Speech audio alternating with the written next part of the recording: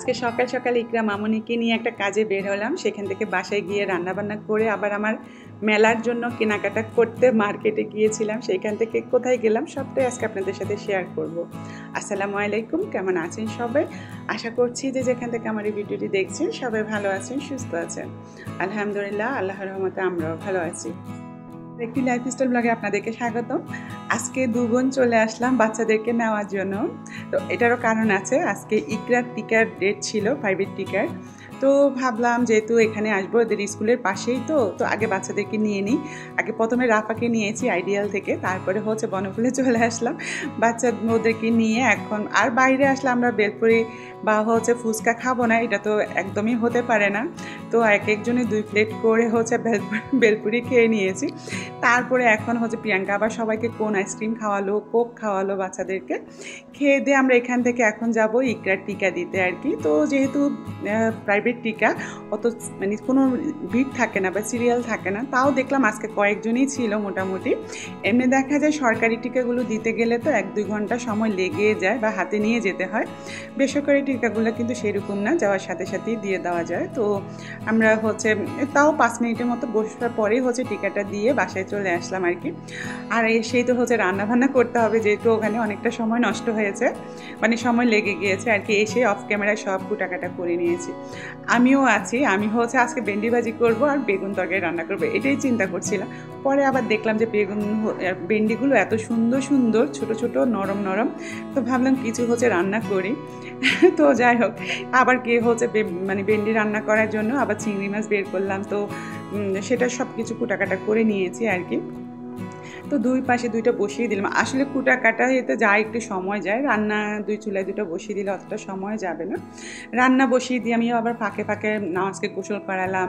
তারপরে হচ্ছে ঘরের বিছানাগুলো সব সকালবেলা তো ওইভাবে রেখে চলে গিয়েছিলাম, সেগুলো আবার সব কিছু ঠিকঠাক করেছি। খালা এসেছে, খালার কাজ বুঝিয়ে দিলাম, মানে এগুলো ঠিকঠাক করেছি আর কি। খালাকে ফোন দিয়ে একটু দেরিতে আসতে বলেছি, যেহেতু খালা হয়তো মানে এসে যদি দেখতো আমি নাই, আর মানে চলে যেত, আর আসতো না। তো এই জন্য ফোন দিয়ে বললাম যাতে আজকে একটু দেরি করে আসে। তো যাই হোক, এখানে হচ্ছে 2 পাশে 2টা বসিয়ে দিলাম। এখানে ভেন্ডি তরকারি রান্না করবো আর ওখানে বেগুন রান্না করবো আর কি ওই চুলায়। তো এই যে সব কিছু করে আবার আমার হচ্ছে 1 তারিখে একটা মেলা আছে, মানে শনিবারে মিরপুরেই ইয়েতে সেতারা কনভেনশন হলে। তো সেইটারও অনেক প্রস্তুতি নেওয়ার বাকি আছে এখনও। তো ভাবলাম আজ এটার কেনাকাটা করতে, আসলে মেলা মানে হচ্ছে এক গাদা জিনিসপত্র কিনো আগে, তো সেইগুলো কেনাকাটা করতে যাবো আজকে। কয়েকদিন থেকে চিন্তা করছিলাম। তো আমি আসলে কোথাও একা যেতাম, মানে একা যেতে আমার কেন যেন আনইজি লাগে, পারি না, ভালো লাগে না আমার। তো প্রিয়াঙ্কা বা আপুকে নিয়ে যাই।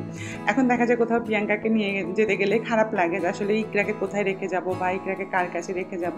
আর মার্কেটে নিয়ে যাওয়া তো ছোটো বাচ্চাকে ঠিক না। তো সেটাই চিন্তা করে প্রিয়াঙ্কাকে নেওয়া হয় না, আপুকেই নিয়ে যাই এখন সব জায়গায়। তো আপুরও আবার 5 দিনের একটা মেলা ছিল চিনমৈত্রী সম্মেলন কেন্দ্রে, তো সেটা শেষ করেছে আপু গত পরশুদিন। এই জন্য আপুকেও পাচ্ছিলাম না। তো আপু আজকে ফোন দিয়ে বললো, তুই আজকে যেতে চাস তাহলে আজকে যেতে পারিস, আমি অফিস থেকে তাহলে ডাইরেক্ট তোর এখানে চলে আসবো, বাসায় আর ঢুকবো না। তো যে কথা সেই কাজ, আমিও তাড়াতাড়ি করে রান্নাগুলো শেষ করে নামাজকে খাইয়ে রেখে তারপরে বের হব আর কি। তো সব কিছু এই যে রান্নাবান্না হয়ে গিয়েছে। আবার পরে চিন্তা করলাম নাফিসের আব্বু হচ্ছে বেগুন রান্না করলে ডাল পছন্দ করে, ডাল দিয়ে খেতে। তো আবার একটু ডাল বসিয়ে দিলাম। তো মানে হয়ে থাকবে, ও তো শুধু রাতে খাবে। তো দেখা যাবে যে রাতে পরে এসে ফোড়ন দেওয়া যাবে আর কি, এখন ফোড়ন না দিলেও হবে ডালে। তো যাই হোক, এই যে আপু রিক্সা নিয়ে চলে আসলো। আর আপু খুবই টায়ার্ড ছিল মেলা করে, এমনি 5 দিনের যাওয়া আসা, তারপর হচ্ছে সকাল থেকে রাতে 10টা পর্যন্ত মেলায় থাকা, অনেক টায়ার্ড সে। তারপর আবার হচ্ছে এসে পরের দিন থেকে তো আবার অফিসও করতে হয়েছে। আজকে বাসায় না গিয়ে আমার সাথে যাচ্ছে। তো আমি ভিডিও করছিলাম আর আমাকে বকা দিচ্ছিল যে আমার চেহারার অবস্থা দেখছিস, তুই ভিডিও করিস আবার। তো যাই হোক, 2 বোন দুষ্টামি করতে করতে চলে গেলাম এখানে, যে দোকান থেকে আমি সবসময় কেকের জিনিসপত্র বা ওয়ান টাইমের জিনিসপত্রগুলো কিনি। এখানে আসলে হয় কি, এক দোকানে সব জিনিস পাওয়া যায়, খুবই ভালো লাগে আমার কাছে এটা। তো আমি একদম সব লিস্ট করে নিয়ে এসেছি আমার যা যা লাগবে। দেখা যায় ওয়ান টাইম অনেক জিনিসই লাগবে। মানে গ্লাভস থেকে শুরু করে সব জিনিসে। তো সেগুলো সব লিস্ট করে নিয়ে ভাইয়াকে ধরিয়ে দিলাম যে আমাকে এইভাবে সব দিয়ে দেন। আবার দেখা যায় এই দোকানে আসলে লিস্টের বাইরেও অনেক কিছু কেনা হয়ে যায়, মানে দেখলেই ভালো লাগে, মনে হয় কিনে নিই। বিশেষ করে হয় মোল্ড আর নজেলগুলো, নজেল দেখলে আমার কিনতে ইচ্ছা করে, আর হচ্ছে সিলিকনের যে সুন্দর সুন্দর মোল্ডগুলো সেগুলো। তো ভাইয়াকে বললাম আপনার মোল্ডের যে মানে পুরো বস্তাটা বের করেন, আমি দেখে নিব। পরে ভাইয়া হচ্ছে বের করে দেখাচ্ছিল আমাকে, আমি বললাম না না আপনি আমার সামনে দেন আমি দেখি। পরে দেখলাম এখানে অনেকগুলো আমারই আছে, লাগবে না। আর হচ্ছে যেগুলো হচ্ছে আছে সেগুলো আসলে অতটা মোল্ডের দরকার হয় না। তো যাই হোক একটা পছন্দ হয়েছে সেটা কিনে নিয়েছি। এমনি টুকিটাকি কিনতে কিনতে প্রায় 7,000 টাকার জিনিস হয়ে গিয়েছে। পরে ভাবলাম যে না আর কিনবো না, যা হয়েছে তাই। আসলে কিনতে গেলে তো অত মাথায় থাকে না, যখন উনি হিসাব করে টাকাটা ধরিয়ে দেয় তখন খুব গায়ে লাগে আর কি।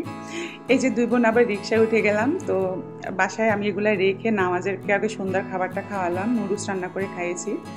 এইদিকে আমি মার্কেটে থাকতেই প্রিয়াঙ্কার প্রাপ্তি পাগল বানাই দিল যে পুপির বাসায়, প্রাপ্তি বলতেছে ছোটো পুপির বাসায় আসো আমরা একসাথে চা খাবো, আর প্রিয়াঙ্কা বলতেছে আপু আস আমার বাসায় আমরা চা খাবো সবাই একসাথে। মানে প্রাপ্তি, রমিতা, তারপরে রাপা, আমরা সবাই এখানে গিয়ে এখন হচ্ছে চা খাবো। আর একটু দুষ্টামি করছিলাম, প্রাপ্তি সবাই ঠোঁটের মধ্যে লাল টুকটুকে লিপস্টিক দিয়ে দিয়েছে। তো পরে বললো সবাই একসাথে ছবি তুলে রাখি। তো ছবি তুলছিল, আমি একটু ভিডিও করে নিচ্ছিলাম আর কি। তো যাই হোক এইসব করে টোরে চা খেয়ে ওখান থেকে বাসায় চলে আসলাম, প্রায় 9টার মতো বাজে এখন। বাসায় চলে এসেছি। তো ভাবলাম যা যা কিনছি একটু দেখি, ওগুলো তো এইভাবে রেখেই আমি চলে গিয়েছিলাম। তো এখন একটু দেখে নিচ্ছিলাম আর কি। আর মেলা শুরুর আগে এক গাদা জিনিসপত্র সব কিনতে হয় এখানে, সব ওয়ান টাইম মানে কাপগুলো, তারপরে গ্লাস, তারপরে হচ্ছে জার কেকের বক্স, আরও অনেক টুকিটাকি জিনিস আছে যেগুলো আমার নিজের দরকার, আবার কিছু হচ্ছে মেলার। তো সব খুলে খুলে দেখছিলাম যে সব ঠিকঠাক মতো আনছি কিলাম। আবার হচ্ছে যে বড় একটা কেক স্পন্সর করব, সেটারও হচ্ছে উপরে যে এডিবল প্রিন্টটা সেটাও ভাইয়াকে দিয়ে এসেছি। উনি হচ্ছে আগের দিন প্রিন্ট করে হচ্ছে দিয়ে দিবে। তো সব কাজ সেরে এসেছি, এখন শুধু আমার মেলাতে যা যা মানে নিব সব কিছু আস্তে আস্তে প্রস্তুতি করা। যদিও হাতে এখন আর 2 দিন মাত্র সময় আছে, 2 দিনের ভিতরে আমার সব কিছু করতে হবে। আর এখানে আমার মিরপুরে যত ফ্রেন্ডরা আছে সবাই কিন্তু যাবে বলছিল। ধানমন্ডিতে যে 2 দিনের মেলা করেছে আলহামদুলিল্লাহ সেটা খুব সুন্দর মতো হয়েছে। আর মিরপুরে যেহেতু আমার ফ্রেন্ড সার্কেলে সব মিরপুরে, তো সবাই বলেছে যে আসবে, এটা আমার কাছে ভীষণ ভালো লাগছে। তো সবাই আসবে, দেখা হবে সবার সাথে। তো যাই হোক যা যা কিনেছিলাম, এখানে আমার চকলেটগুলো একদম গলে, 3টা চকলেট কিনেছি আর কি, একদম গলে হয়ে গিয়েছে গরমে। তো নর্মাল ফ্রিজে এখন রেখে দিব। আর হচ্ছে 5টা হচ্ছে ক্রিম কিনেছি, কেকের ক্রিম। আর এই যে এগুলো সবই খুলে দেখছিলাম আর কি। আর হচ্ছে কর্নস্টার্চ কিনেছি ফ্রস্টারের। তো যাই হোক যেগুলো আমার দরকারি ছিল কেকের এবং হচ্ছে মেলার, এগুলো অনেক জিনিসই আমার হচ্ছে কেকের জিনিস, আবার অনেক জিনিস হচ্ছে মেলার জন্য কিনেছি। তো যাই হোক এখানে একটা ফ্লেভার কিনেছি বাটারস্কচ কেকের, আরেকটা এই এডিবল সুইট বলগুলো কিন্তু নিচে 300 টাকা। মানে সব কিছু জিনিসপত্রের এত ডাবল দাম বেড়ে গিয়েছে যে কি বলবো, কিনতে গেলে মাথা নষ্ট হয়ে যায়। তো এখানে এই সিলিকন মোলটা আমার হচ্ছে একটা কাজে এনেছি, সেটাই বলছি যে কি কাজে এনেছি। এটা 250 টাকা নিয়েছে, ছোট্ট একটু একটা সিলিকনের যে ম্যাটটা।